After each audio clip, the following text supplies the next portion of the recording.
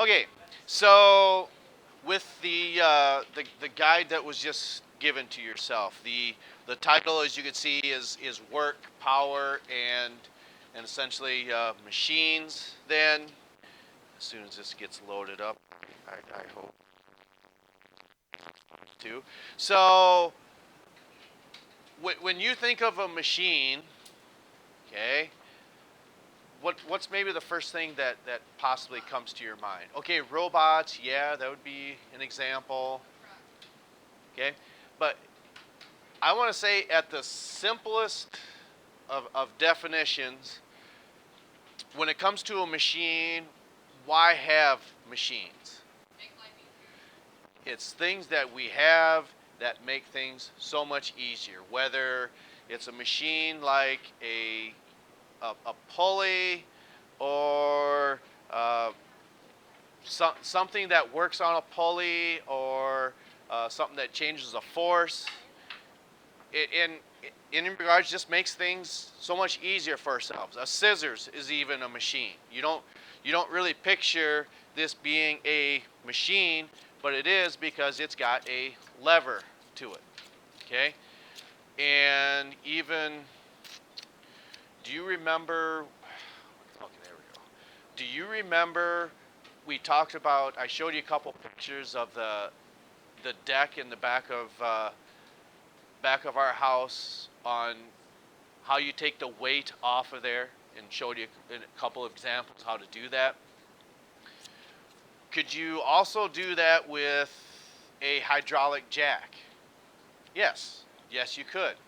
Because when we look at what hydraulic jacks actually do, who can picture that in their mind on what a hydraulic jack actually is? Isn't that like the thing that what? Those are called. That's what they are, but it's a different term. It's out something. No, to me, I think you call them outriggers. Okay. The reason I say that is when you put an outrigger down, that's to stabilize that unit. Okay. Uh, let's see here. If you're going south on by the past the golf course, is that still called? Is it Red Rock Road? Okay, so you come to maybe about 5 miles. Then if you take a left, it'll take you to Trent if you keep going. Does everyone understand the road that we're on? The east-west road that goes to Trent. Okay. I don't know why you may have been on that road this week. Has anyone gone down that road? What is taking place on that road right now? At least it was when I went home yesterday. As far as Highline poles, aren't they replacing all the posts on the north side of the road? So in order to do that, it's Sioux Valley Energy, right? That's just down the road here. So they got these big trucks that has an auger on there that's probably 8 feet, and on that auger it's probably 24 inches. And in order to do that safely, that truck has to have what we call outriggers that branch out and then press down. And that works by hydraulics as well. And that's similar to what a jack would do, but when you're utilizing a jack, it's got a small piston, maybe about the size of a 3/8 inch dowel. That moves quite a bit, probably, let's say, 20 inches from up and down. But what that does, this is an effort force. You're not putting a lot of effort into it. But what's this big cylinder that's probably about 1.25 to 2 inches is going up is what we call a resulting force. So when you're using that hydraulic fluid, you're magnifying the force applied. And that's why these jacks can lift such enormous amounts of energy, because of that output force. You might be putting in 1 Newton doing this, but if that resulting force is 20 times the size of the input, that's multiplying the force how many times? 20. You're making that 20 times more efficient. That's why, again, these jacks can lift such enormous amounts of weight. Okay, so that's an example of a machine that essentially makes work easier. Something as simple as a scissors, which has, I believe, a second class lever in it. And when we get to our exam, it'll be one of these things to where I'm going to put a picture up here. And for anyone who's ever had to bust up concrete before, is that anybody in here? If you live on a farm, chances are you may have had to do something like that. So you're taking a sledgehammer, possibly, and you're thinking about, oh, the freshman, slam this, oh, this student, the freshmen don't like them. I thought that maybe that's not funny. But see, that's the reason I do it, so it's actually in front of you people, rather than another class going, geez, he was really making fun of you freshmen. I kid. It's not so bad having you people in here. But when you take that sledgehammer, you start busting them up. If you wanted to take a large chunk out of there, you may take a crowbar, okay? So here's my crowbar. Can you just put this on the ground? Can you just put this crowbar on the ground and start prying up? No, you cannot. Well, you can try, but why is it not very efficient? Yeah, it's just going to go into the ground. So what you actually do is maybe take a block of wood, okay? In this case, in this picture, there's a 4x4 post. So what you do is you set your post down, and then you put that on here. Now you've created what's called a lever. Now it's probably hard to see, but what you're doing is, upon making a lever, you're making work easier. You're putting a little bit of force on this end, and the resulting force on this end is going to be magnified from that. That's just an example of a machine that makes work easier. What about, is changing a tire part of driver's education? Yes? No? So be honest, how many of you oh gosh, if I have to change a tire, I'm in trouble? Probably not, because I think it's just a deal here in the Midwest where we're probably all pretty good about doing that. But to save money, a lot of, let's say, these automakers, rather than sending a crossbar like this to change your tires that has 4 different types of sizes on there, which is fine, but it's better to have something like that to crank onto as opposed to what is in your trunk now. Isn't it just one piece of a metal, for instance? Looking for this guy right here. I want to try to make sense of this. Okay, and what I mean by that. Okay. So to change your tire, maybe you've got something that looks like that. You're nodding your head yes? Okay. But for the most part, to me, always the best type is that crossbar we're talking about here that has these 4 different types of sizes. But for anyone who's ever had to change a tire after having that tightened by an impact wrench, what's an impact wrench? Bzzz, bzzz, bzzz. That runs off of air compression, some of them off of electricity. We're nodding our head yes. So what can you do, whether it's this type of tire iron or this type? Because remember, this is probably only about like this long, and then this bar is maybe 18 inches. How can you magnify the force on that? You can create more torque, in other words. What do you think? What about the end? Right. If you have a hard time loosening, you don't grab the bar right here, do you? Where do you grab it? On the end, because this will magnify that force and torque. And if that's not enough, well, then you might take a. Does anyone still put steel posts in like this? So if you take a steel post pounder, I'm gonna say hammer, whatever, slip that over the end, and now you can grab this way out here.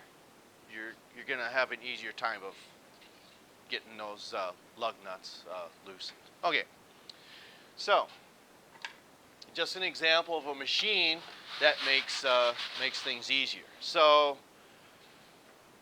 when we talk about a combine, okay, what that means is that's just a machine that combines two pieces of work or two functions of work. So a bean head, what is that machine doing? You just look like this. It's taking these sickles that cut back and forth. That knocks the soybeans down, so they fall down into the head. Then you have some augers that bring it to the middle. Then it shoots it back. Are they called sieves? Does that sound? I don't. Middle part of the combine that shakes like this. And what does that do to the pods? Is that? Yeah, it gets the soybeans out of the shell or takes the corn off of the ear. So that takes that type of work plus knocking these plants down and combines the two. That's how we call it a combine, because it takes two different types of work and combines them together. Okay, so when it comes to work then, well, what is it? We're going to want to be able to describe what work actually is. And notice here we're talking about those terms, forces. They push, they pull, any one of those. But what happens is, as we noted yesterday, there's going to have to be a movement or a distance in order for work to be done.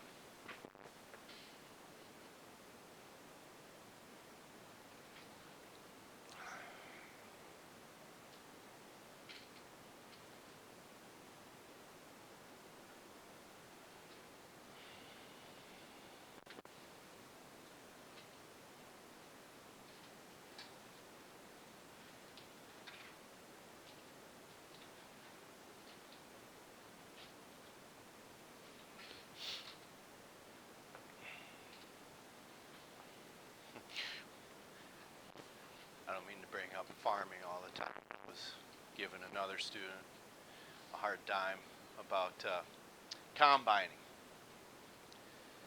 Um, when your parents were growing up, okay, the technology just wasn't available to have a type of herbicide that you spray your entire field, leaves your crops behind, and kills everything else off. So that product is called what? It starts with an R. Yeah. Called, is it Roundup? I know it's Roundup Ready beans, and I think there's Roundup Ready corn, right? Okay. So what that means is you spray your entire soybean field with this Roundup Ready herbicide. Leaves the beans behind. Probably no weeds in there. Does that sound? Well, there's some, I suppose. But when we were growing up, or your parents, that type of technology wasn't available. So if you wanted a clean bean field, when we say clean, that means all the weeds are gone. See, that's a dirty bean field there. Look at all this. What type of weeds would grow in a bean field? Sunflowers, thistles, milkweeds,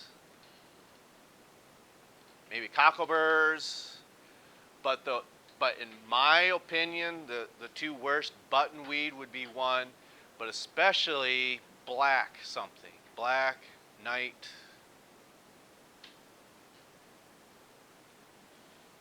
Come on, farmers. Anybody? You ever heard of black nightshade before? Yes? No? Okay. Man, that's a sign of the time. We're just getting too old here. But anyway, again, when we were growing up, if you were combining and if you're going into a place that was heavy with black nightshade, we're thinking that can plug up your combine. And then it's not that you're in big trouble now, but there's probably sensors located in there. And one of the farmers that sits in here says, well, you just stop and you put your head in reverse. So you've heard of that. You've done it or you've seen it done. You've plugged it up before? Is that bad? It's bad. Yeah. I'm sure it was said, don't do that again. Maybe yes, maybe no. But what we're getting at here again is that combine is something that makes work easier. Okay. So when we're doing work, let's see here. Okay, we told you to write that formula down. We'll come back to that. But in order to do work, you have to have an applied force, and there have to have some sort of movement.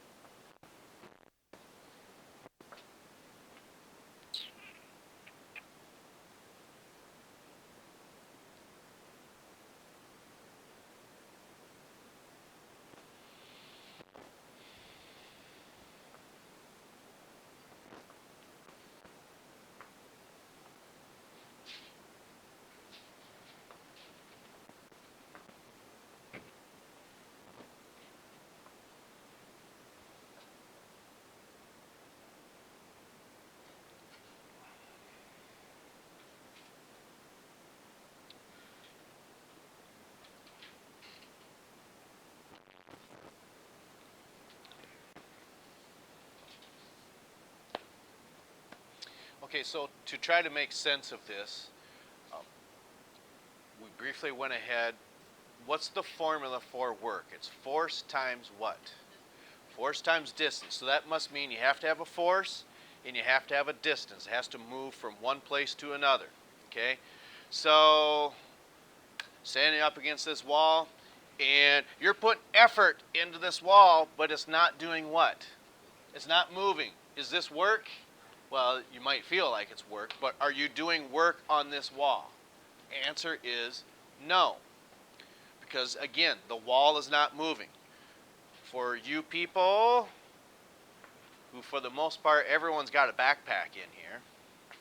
If you don't, that's fine. But you stuff your books into your backpack, you sling it over your...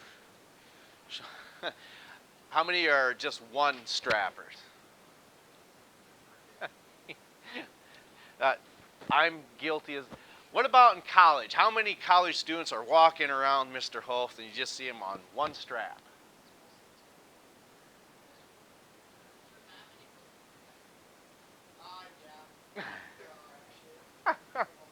Reason I say that, for anyone who's seen I keep, every time, I've never seen this movie 21 Jump Street till just earlier. So so the one guy, he puts both straps on, and then the other character says, one strap it. Does that sound right? For anyone who's seen the movie, what does he say? Put that on one strap.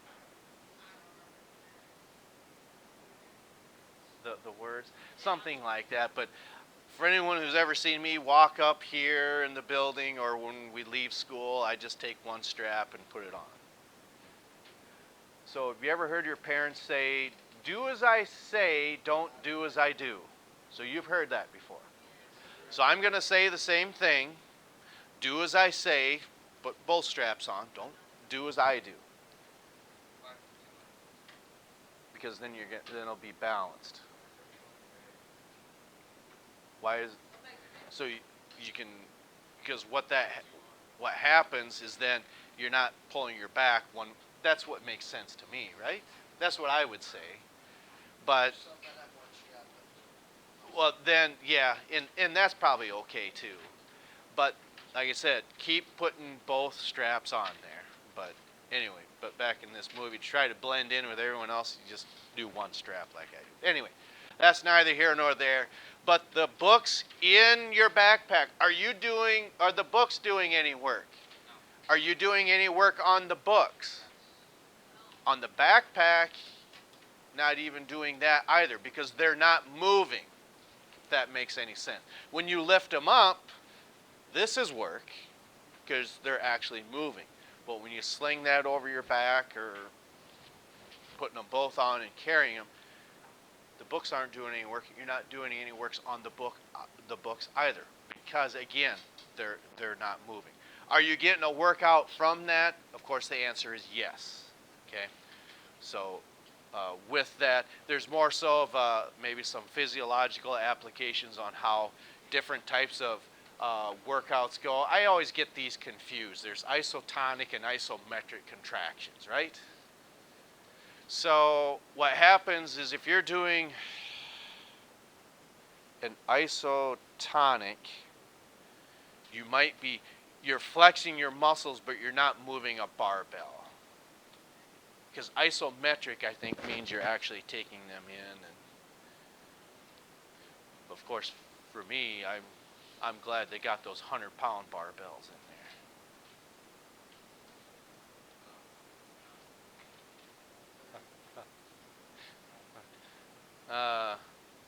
It's 11:45. It's not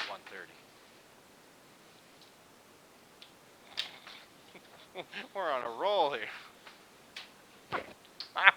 Okay, we'll stop there for today. Tomorrow we'll pick.